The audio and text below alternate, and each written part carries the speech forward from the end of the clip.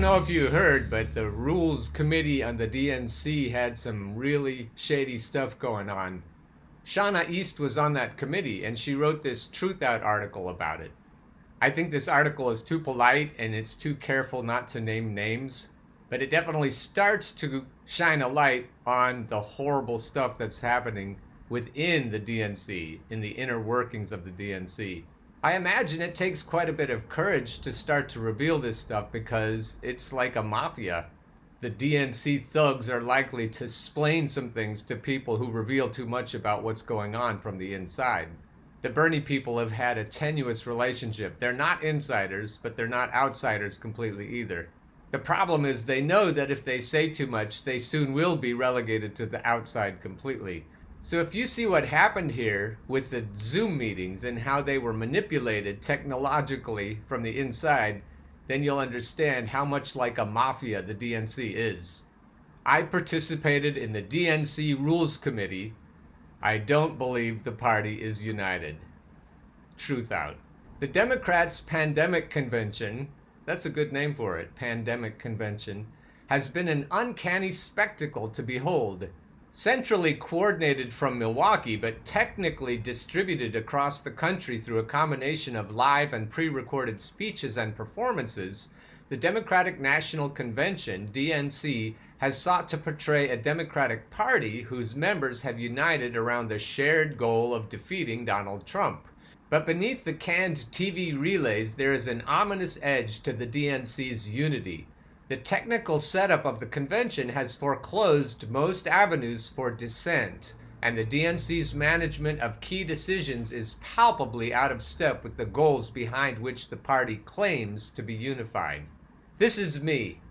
If you see this whole article through the lens of the belief that the DNC wants to win elections, you won't understand it at all. But if you see it through the lens of the DNC doesn't care if it loses as long as it keeps the working class people down where they belong, then this will all make perfect sense to you. And thankfully, that's the conclusion Shauna comes to at the end. Back to the story. I've witnessed the more insidious edge of such unity, quote, unity, firsthand. This year, I had the honor of serving on the DNC Rules Committee as a member appointed by Bernie Sanders' campaign. I saw my participation as the culmination of over 5 years of involvement in what is now loosely called the Bernie Sanders movement, both at the grassroots level and as a former staff member on the campaign in 2016. I was there in good faith as someone who is committed to democratizing decision-making within the DNC. Given the stability of the United States two-party system, that's a nice way to put it, the stability of the two-party system, which is really a one-party system, I've felt that it is imperative for progressives to participate both inside and outside of the Democratic Party in order to build power and shift the party towards policies that benefit working people rather than corporate interests. This is me again. As we talk about working inside the DNC and outside at the same time, it sounds suspiciously like moving Joe Biden to the left. I'm becoming increasingly doubtful that it'll ever happen, that you'll ever change the DNC from the inside. Blowing it up and starting over, to me, is the logical conclusion. What we do is secret. The inner workings of the DNC, a series of virtual meetings that took place in July and decidedly outside of primetime convention coverage, have stacked the deck, not only against progressive goals, but against party building itself. What happens on TV helps to conceal the efforts of the 3 key committees that work to produce the nominating convention every 4 years.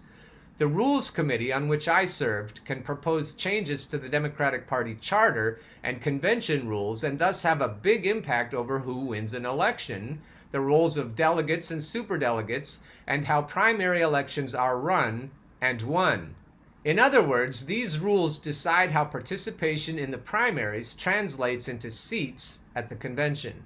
Of the many barriers that voters face when trying to influence the Democratic Party's decisions, caucuses, particularly the Iowa caucuses, stand out. This past February, I witnessed the failure of the caucus system while serving as a precinct captain for the Bernie 2020 campaign in Iowa. Issues during the caucuses ranged from lack of accessibility for people with disabilities, parents and second shift workers, to widespread accuracy and reporting errors, to what amounted to a public relations debacle for the party. Results took over 2 weeks to be finalized. But problems with the caucus system are a surprise to no one. Following some reforms enacted through the Unity Reform Commission in 2017, including limiting the role of superdelegates to the second ballot at the convention, several states abandoned caucuses for primaries. Voter turnout in these states increased between 2 and 6-fold.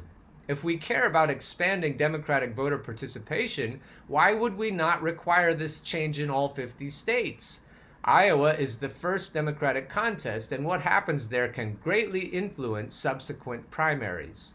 After Iowa, and in the midst of a pandemic which makes in-person voting a risk, I thought the party should at least discuss and reflect upon what happened during the caucuses. I saw this as an opportunity to propose simple, permanent reforms that could be made to avoid issues so catastrophic that they prompted DNC Chair Tom Perez to describe the 2020 Iowa caucuses as a major league failure. So I worked up a proposed amendment to the DNC charter to require states to hold primaries rather than caucuses. Yet, on the night before the July 30 Rules Committee meeting, Sanders' campaign lawyer advised me to drop them. Other Bernie-appointed members of the committee were told the same. It seemed that 2 members of the committee, former Sanders campaign manager and senior advisor Jeff Weaver, boo, and chair of Our Revolution, Larry Cohen, boo, had been acting as lead negotiators on behalf of the Sanders wing, unbeknownst to the rest of the committee. If anyone deserves snake emojis, it's Jeff Weaver and Larry Cohen. A deal was struck called the Unity Resolution, and any other progressive proposals were seen as either in conflict or antagonistic toward this agreement with the Biden camp. We were told by Weaver that if we didn't withdraw, we would be going against Sanders' wishes and the progress made by the campaign. Progress. And sadly, that they would advise committee members to vote against us. Sadly. After careful consideration and negotiations with the campaign, I was able to present one of my amendments entitled Expanding Democracy by Increasing Voter Participation in Exchange for Dropping the Others. I thought it would be wrong to not at least raise the issue of the Iowa caucuses, given all the time and effort of those involved and the disgraceful outcome. But Weaver and company followed through on their threat. Committee members were advised to vote against my amendment in an email sent out just prior to the meeting. In the end, I received only 15 yes votes to 148 no votes, with 9 abstentions. Well, that sounds like democracy to me. To the cynic, the DNC's attempt to manufacture consent might be unsurprising, but even seasoned committee members saw new levels of gaslighting in 2020. Maggie Wonderly, a Sanders appointee to the Rules Committee in 2016 and 2020, found it disheartening that committee members who are all volunteers and worked hard on their proposals and on Bernie's campaign were told how to vote instead of respecting their contributions. In 2016, Wonderly told Truth Out, votes were whipped on Clinton's side, but Bernie committee members were able to present the proposals they wanted and were not dissuaded from voting for things they supported. The procedural ploys did not end there. Using COVID-19 as a pretext, the DNC moved up standing committee meetings, allowing less time for proposals to be worked on and coordinated, and manipulated the ability of members to communicate and make motions during the meetings. For example, in our Rules Committee meeting, the chat function was closed. At one point, when a motion was made to table an important amendment on preventing lobbyists from being DNC members, I had to write my motion to untable on a piece of paper and hold it up to my laptop's camera, and it was still ignored by chairs Barney Frank and Maria Cardona. Due to a tech-savvy maneuver by the DNC to place members in a separate Zoom breakout room where we could not be heard unless selectively unmuted by those running the call, chaos ensued that was not visible to the public via the live stream. This violated the very rules set by the parliamentarian at the beginning of the meeting, which stated that the meeting was to be public. What happened on the Rules Committee was not a fluke. Similar actions took place on both the Platform and Credentials Committees, effectively making each meeting into a showpiece where no debate took place that wasn't predetermined, screened, and sanitized for public consumption. I submitted 9 amendments on climate. 9 amendments on climate, and some of them were dropped without my consent. This is both against the rules and undemocratic. John Lesh, a Sanders-appointed member of the Platform Committee, told Truth Out. I would have understood if they wanted to change a few words, but they wanted to eliminate any reference to eliminating fossil fuel subsidies for enhanced oil recovery, the fossil fuel industry's plan to address the climate crisis. Lynn Casey Mayer, a Sanders-appointed member of the Credentials Committee, concurred. I felt that all our committee member voices were excluded. We were supposed to follow Robert's rules. A tech person then told us that we were in a separate room and that the committee chairs could not hear us. So in reality, we were in a meeting, yet not in a meeting. He said he relayed our questions and concerns to the chairs and told us all motions were seconded in advance of the meeting, Casey Mayer told Truth Out. That is when we knew we were being silenced. Even though this was a virtual situation that made committee meetings more difficult, shutting down people's work and voices on rules and platform is a disservice to the party. If new ideas are not heard, how else can we grow? If the establishment is marginalizing progressives already active within the Democratic Party, how are their actions disenfranchising potential voters?